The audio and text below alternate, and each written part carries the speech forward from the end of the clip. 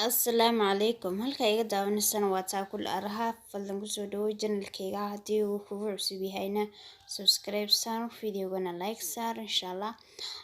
siin share gare haddii hore noola joogtayna fadlan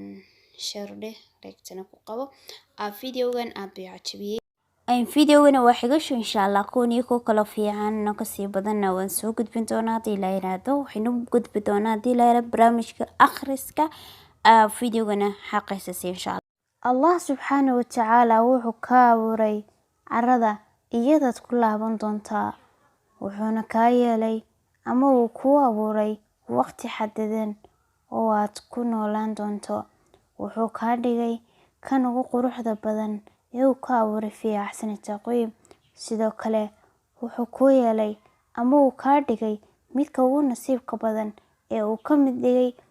ummad Muhammadiya hadaad raacdo diintiisa islaamka janno ayaad galaysaa haddii aad ka leexatana jahannamo ayaad saaxiib la noqonaysaa alaagtii waxa ugu sharaf badan kan cabsada Allah subhanahu wa ta'ala wuxuu leeyahay inna akramakum indallahi atqaakum taabadalkeeda abuurkaaga kadib wuxuu ku qoray intaad nooshahay waxaad qoodan lahayd iyadoo sidaas wuxuu kugu camiray dunidan balse kuma oran seexo naso raaxayso